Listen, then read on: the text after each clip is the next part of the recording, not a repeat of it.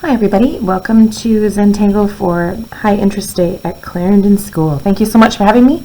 This video is to go through if you were not able to keep up in the session, which is totally fine. So we can go through and we can kind of redraw it, or you can just fast forward to the sections where you did not complete it. So I'm going to just start by drawing my box on here, which we already did, and I'm going to start with the swoop, which is probably not what we did in class, but I'm going to start with the little swoopy pieces. Now I'm going to draw my box around it.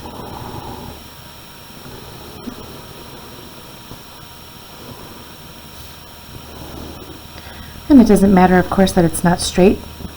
Unless it's something that you like, you can do that too. I'm going to start down here in this section here, and I'm just going to kind of create these little wavy lines so we can do our checkerboard pattern. You can kind of have them all come out from one point if you want to start here. It makes it a little bit harder to color that way. And then you can make them a little wider on the outside if you wish. Or you can just have them go straight across, or wavy lines that just kind of go evenly spaced across your section. However you want to do that, it's totally fine. I'm going to make the grid by going the other direction. Add a couple more in here because I want to get bigger as I go out.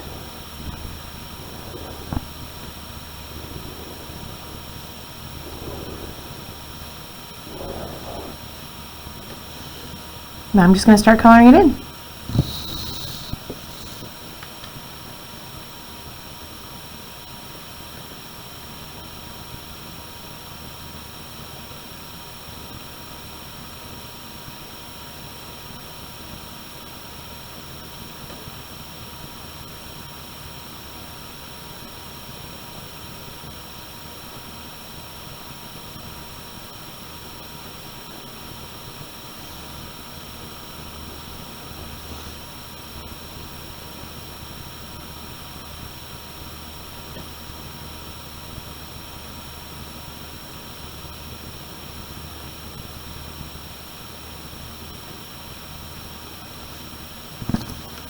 I'm going to switch to the thicker side of my marker.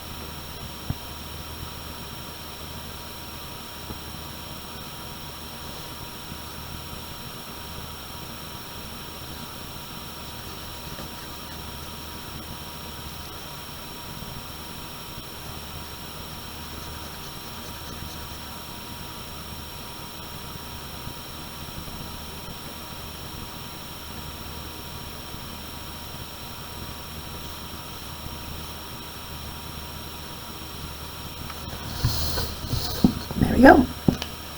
Then we're going to go up into this top section here on the top right side. Excuse me. We're going to do our circles. So we're going to start out with a kind of a light hand. You're just going to kind of draw over and over again in the same space until you have a good outline of a circle. It's okay if you have these little pieces here. You can be a little bit more precise if you wish. And they don't have to be the same size. You can draw some really large ones. You just want to try and get them kind of circular. If you happen to be somebody who draws really good ovals, well then you just stick to the ovals and go with that.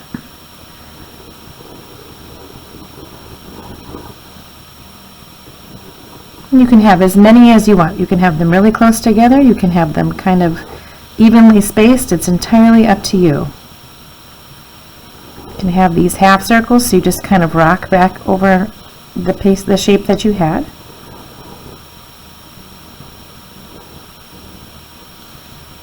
What's kind of fun about this type of design is that if you're not very good at making really circular circles, which I'm not all that great at it, I can just kind of make it look artistic by drawing a whole bunch of lines over the top. Kind of makes it look like it was meant to be that way, which in this case it is. But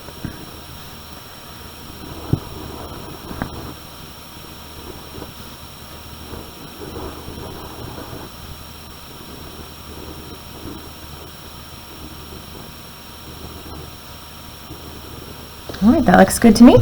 Now we're going to start filling in our circles, and again you can do this however you want, but the kind that we did in class is we did this kind of waffle design. So you're just going to draw some really kind of quick lines that go in one direction, and then you're going to draw another set of lines going perpendicular to these. So if you need to turn your paper, that's fine, or if you just want to go ahead and draw them on there, that's no problem.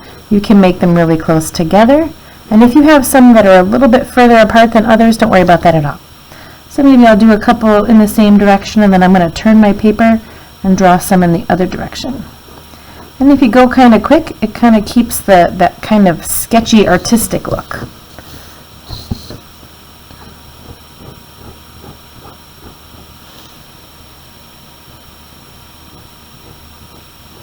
And it's okay if you go over your edges a little bit, because that's kind of the look that we want. So you can certainly let that fly off the edge there, that's no problem. And you want to get inside these little guys too here.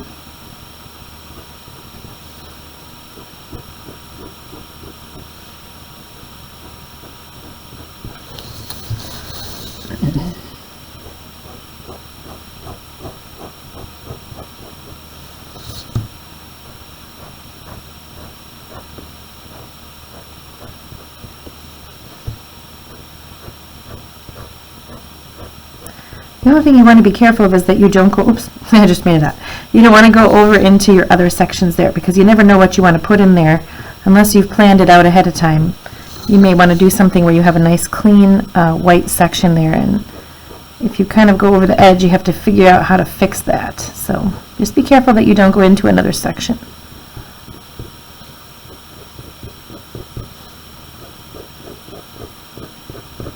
And if you don't turn your paper and make some in different directions, that's totally fine, no worries.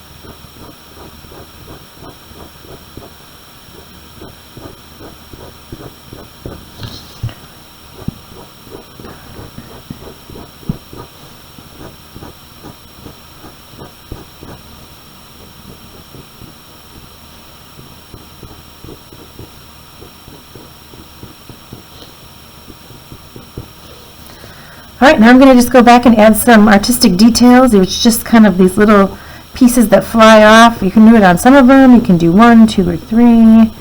You can have some circles that kind of go around each one that get a little bit smaller as they go. however you want to dress it up.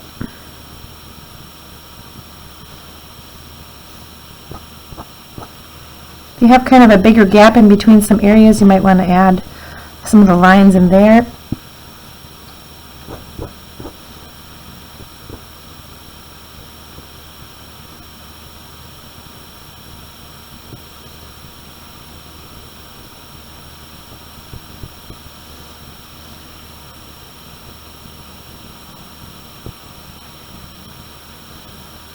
Okay, I think that looks pretty good. Now we're going to go on to our little loop here. And you can do whatever you want in here. It's kind of a small space. You can do some sort of a scallop or whatever else. What we did in class is we just sort of replicated this exact same teardrop shape.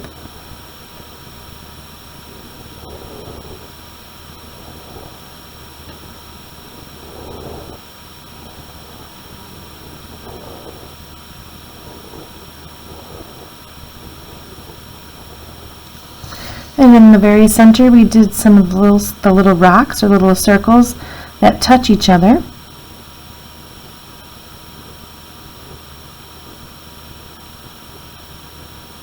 I'm going to go all the way to the edge, and then I'm going to color in the background on that.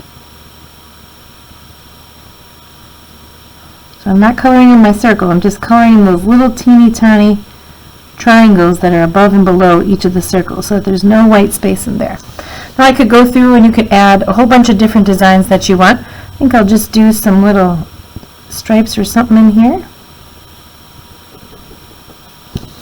I'm going to have them kind of turn with my curve here. So I'm just kind of scribbling, making sure I don't go into the next section. I'll turn my paper as I go around.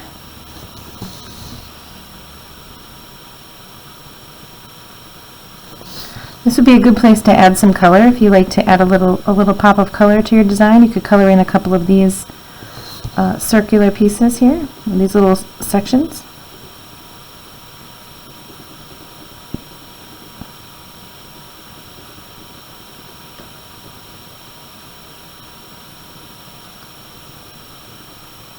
I go all the way back so it fills that whole space in there. And then I think I'm in the last one there. I'm just going to color that last row in to make it nice and dark. So I'm going to flip my marker here.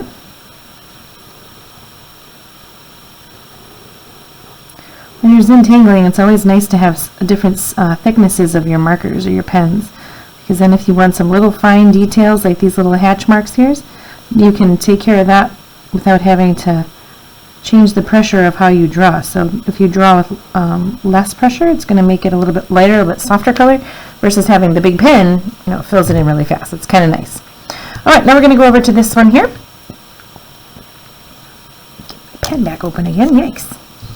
All right, this is the one where we are going to just kind of draw our wobbly shapes. So you can start anywhere, literally anywhere on your paper, and you're just going to draw a bunch of like the little dots from maybe a cow, if you think of a cow print. But you want to leave a gap in between each one. So these kind of mimic the same shape. I'm going to draw another one that sort of fits into this little pocket. It doesn't have to be exact. You just want to kind of keep them close and sort of, they're just going to kind of wiggle around each other.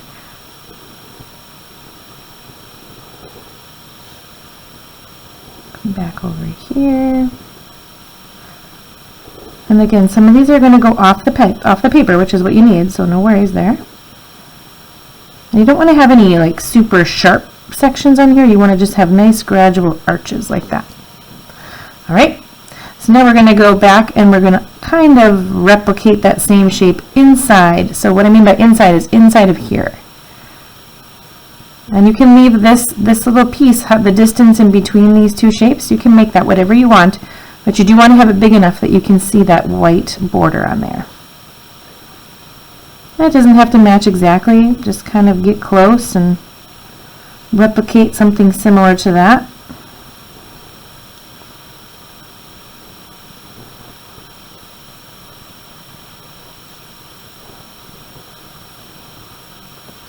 There we go. All right, now I'm going to go back to my wide side marker here. Oops, sorry.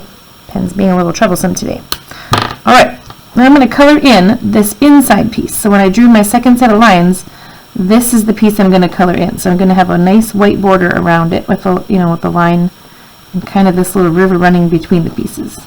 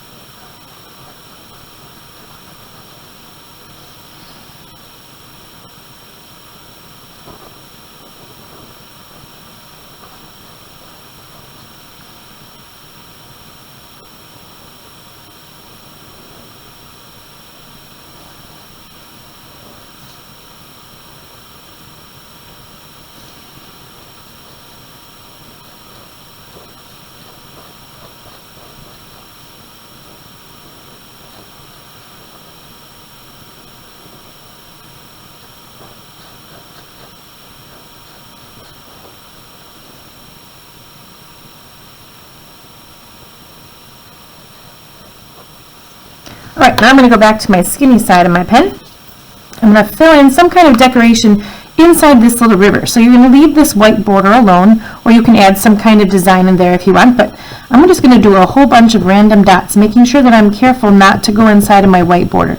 So if you go too fast or you hold your pen way up here and start beating down on your paper, chances are you're not going to be able to keep your dots inside the little river. So I kind of keep my pen close to the table and just do little teeny tiny controlled dots. So I'm not pushing very hard with my pen, I'm just sort of tapping the paper. I'm just going to fill it in with as many random dots. They can touch each other, they can go right to the line, and of course if you get one over the line it's not a big deal. Just going to go random, and you want to make sure that you're not doing lines, so you don't want to do something like that. You want to just kind of tap it down.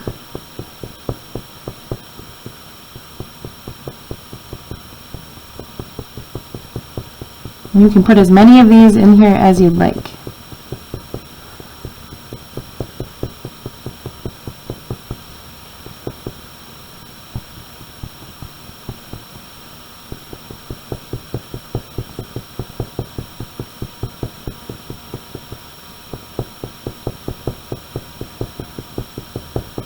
Alright, so again you could fill in a whole bunch of that. You could do little teeny tiny circles in there, whatever it is that you want to do. But it's nice to have that white border between the dark black section and then kind of this pattern river section. Alright, we're going to go on to this little bulb down here. This is the fun one. I love this one. This is a design that I actually taught in our class during Halloween, so it was super cute. So we're going to start at the top and we're going to draw these little, very gradual wavy lines. So you don't want anything that's like a zigzag.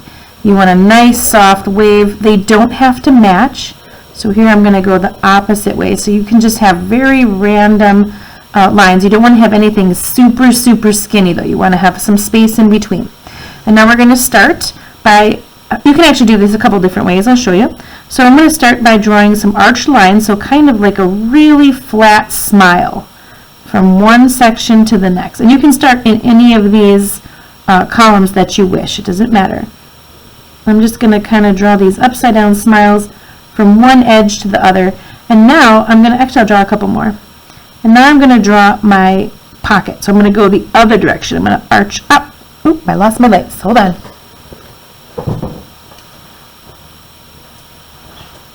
There we go. Alright, so now I'm going to draw up. So I'm going to draw over the top, and now all the lines that are above it are going to do kind of a upside down smile. And you want to try and take your time and do a nice good arch. Oops, try and get all the way to the edge. That's my problem, is sometimes I don't make it all the way to the other side. So don't worry too much if yours don't completely touch. It's no big deal. Just make sure that each of these lines is arched down, that it arches up, like a rainbow. And you're going to go all the way to the top of your section. I'm going to pretend that my arch keeps going, even though I can't really see it right there. Okay, now inside this big section, I'm going to draw some eyes, and I want to draw some nice circles that touch each other right in the middle. So I want to have them touch like that right in the middle, and I'm going to color in the background. So this is all nice and black.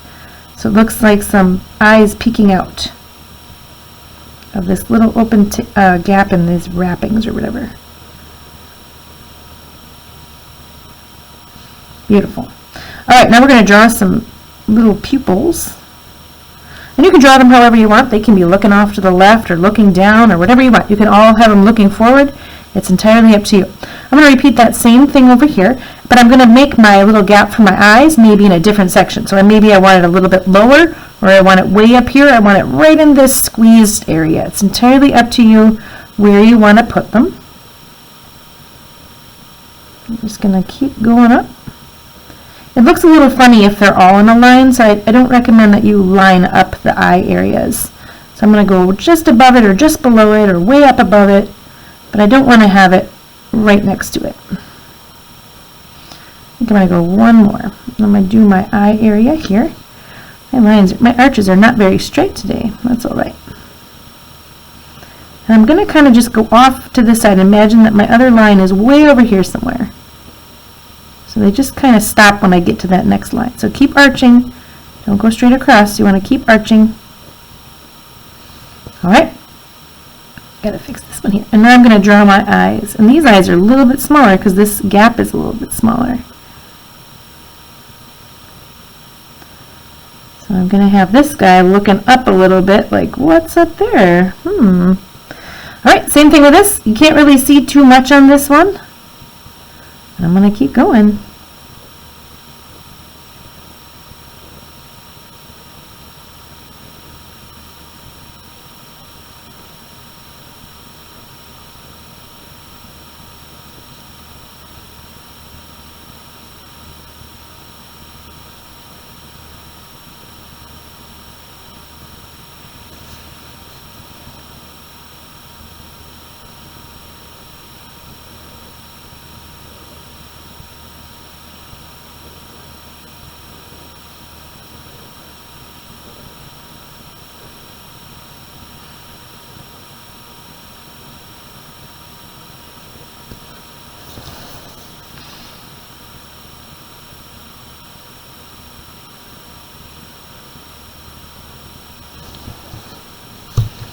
I'm going to turn my paper here, see if I can get a better arch. I'm just not doing a very good job.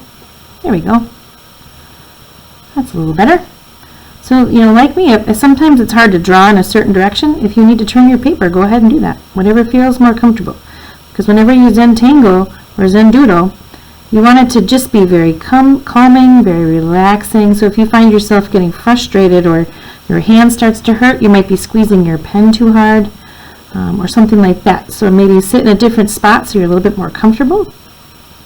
Because you don't want your back or your neck to start to hurt either. You want to be nice and comfortable. So you want to sit on a chair that's the right height for the table or stool or wherever it is you're sitting. Kind of drew my one eye a little bit lower, but that's all right. And then I'm going to do my last one. And he's going to be kind of squeezed off on the side here. He's kind of got a small little section.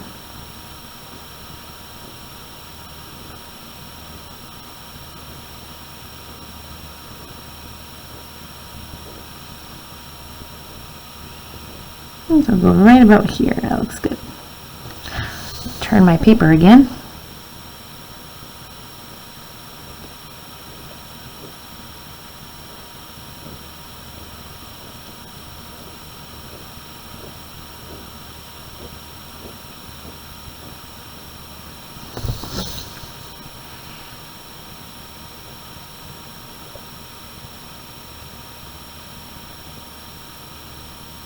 There you go. Aren't they cute? They're so funny. All right, we have one last section to do. This one's going to be kind of an easy one. And the reason I saved this one for last, sometimes it's nice as you work your way around. I have a dark pattern here, and then I have a light pattern, and then I have kind of just this weird little section, and then another dark pattern. So you can see how they're kind of opposite of each other. This one here, I would consider this one a light pattern as well, but it depends. Sometimes if your lines are really close together, this could actually be a dark section. So it depends on how much spacing you have in between your lines, whether this is considered a light or a dark. So we're going to do a really easy one in this one just to finish it off. And we're just going to start with a grid. So I'm going to draw some lines straight through. Doesn't matter if they're not straight, but I mean they're on a diagonal, but the lines are going to be kind of straight. Straight as you can, no big deal. If they're not, if they arch a little bit, no big deal. And I'm going to stop when I get to here, and I'm going to imagine that I'm drawing straight through it or right behind it. Okay, so I have my grid that way. And now, just like we did with this one, when we had some arch lines this way, I'm going to arch mine in the other direction. If you don't like that, you can just draw your straight. It's no big deal, no problem. Whatever you want to do is absolutely perfect. I'm going to have some random arches. They don't have to be evenly spaced. You could get wider or smaller as you go. They could arch a little bit more in one direction. It's no problem. Alright, so there's my grid. And this is an arched grid, obviously, because I arched my lines.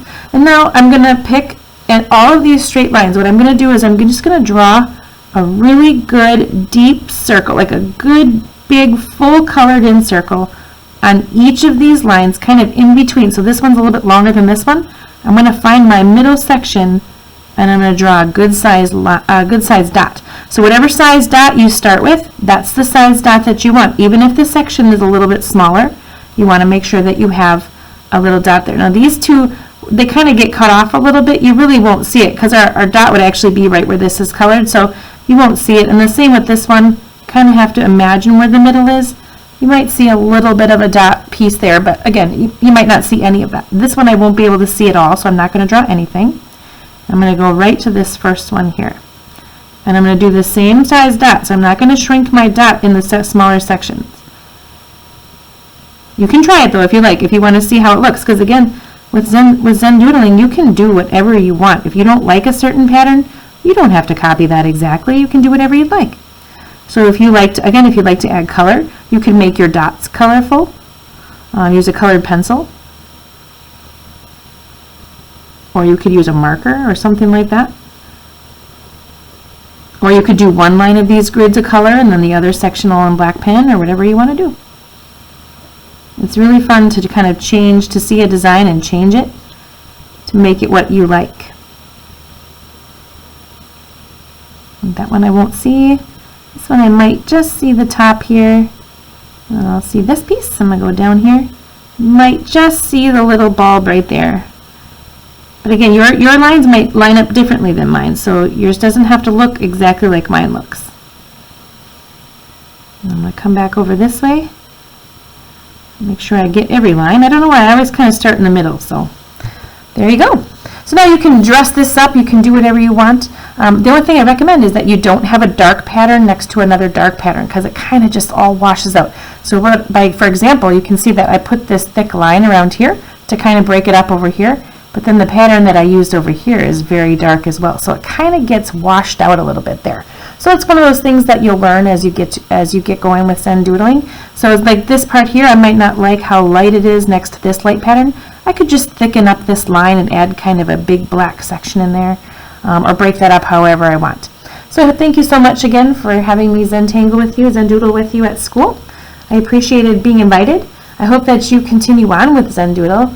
If you want to, there are other videos on our YouTube channel here, and you can go ahead and look at all of those. They're meant for children. Of course, ask your grown-up if you can before you go on to the rest of those.